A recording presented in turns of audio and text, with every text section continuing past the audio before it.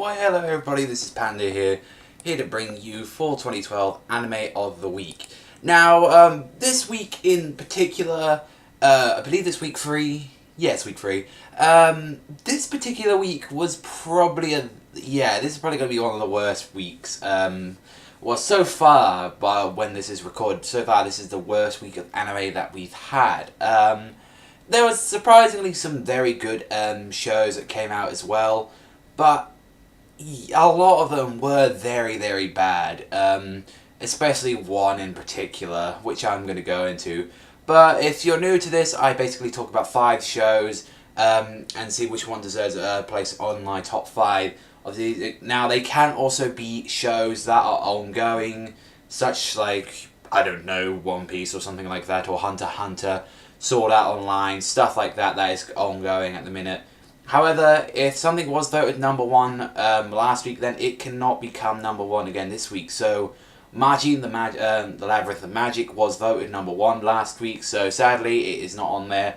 Even as well, the episode itself wasn't that good, and it still wouldn't have made number 1, but I'm sticking to my rules. However, there is going to be a slight change this week, since I could only have 4 animes, mainly because a lot of them were really bad this week, and I really did not enjoy a lot of them. So, instead of having a number 5 this week, I'm going to have the worst anime of this week. Now, I'm actually going to start off with the worst one I've watched this week. So, let's go and start with it. So, my most hated anime of this week is Codebreaker Episode 3. Let's all give a large clap to Codebreaker for completely destroying and ruining the series.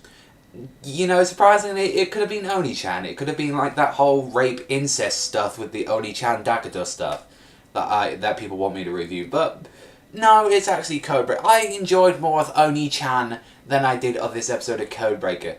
Mainly because of how much they screwed the story. That we mainly got introduced to a character that we shouldn't be introduced. One that's from a different completely arc that has no ties to this arc at all. We also got introduced to like a character who had a completely different opening to this. I knew he was going to appear soon either way, but like you telling me that his little sister can have the correct introduction, but the main character who's a badass can't. Yeah, like there's so many things. I mean, I practically just talked to the problems about this series in my own episode and the preview discussion for next episode review. But Codebreaker, congratulations, you actually pissed me off today, and I was having such a good morning. But yes, for the worst one of this week, it will be awarded to Codebreaker, so you get the retard award. So congratulations to you. Now let's go on to number 4. It's for my top 4 this week. Number 4 actually goes to Love Through Darkness, Episode 3. Now, people don't really enjoy the series. In fact, there was actually a poll recently on Crunchyroll that names people who dropped a series after 1 episode. And surprisingly, To Love Blue was number 1. That Onii-chan stuff I do was second. There are 2 of the series that gets me the most comments and stuff, surprisingly. And why is it on number 4? Particularly is because I really enjoyed this episode in particular because it focused on a character that was never really developed in the series and never really got a lot of screen time, which is Kotogawa. Now, I really like that Rito actually focused more on her. We found a little bit more about her side. Of course, yeah, there are some flaws with the series. Like I said, the magical mist of harem blocks every shot, including, for some reason, in a harem, it's normally okay for them to have panty shots, but even in this series, they forbid to have panty shots. Boobs fly out everywhere. The JJs are there as well. But yeah, overall, if it's just story-wise, I really did enjoy this part. As I said, it just focused on Kotogawa, and it was just a lot better than I just thought it was going to be. But I'm actually looking forward to next episode of To Love Through Darkness. Number 3 actually goes to K the Anime or Animation Episode 3.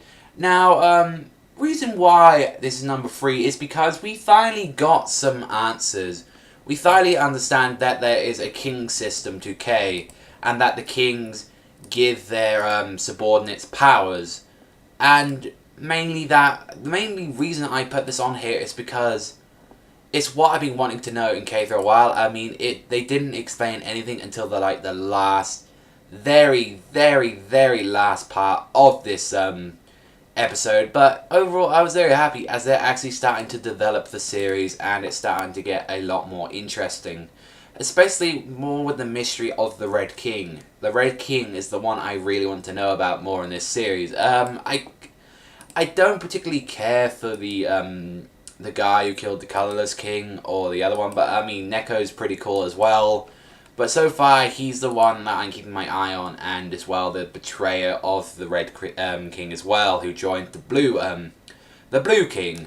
But yeah, that's mainly the reason why K Episode 3 is up on there. Now, number 2 goes to JoJo's Bizarre Adventure Episode 3. Now, mainly because I like Speedwagon very much. I enjoy Speedwagon a lot. And he was on here, and he came in this episode, and he was an absolute badass. He was putting Dio Blando in his place. And then Dio Blando decided to turn into a vampire, rip people's heads off, limbs, organs, eat everything, suck people dry. And Jonathan, lost his father, his home, all his wealth, his fortune, just to stop Dio Blando. And it was a pretty emotional part of the story. And I really did enjoy Jonathan a lot for doing this, making these great big sacrifices, nearly killing himself in this episode, just to take down Dio Blando, although, if you haven't seen the episode, spoiler alert, he is not... I'll save that for later. Yeah,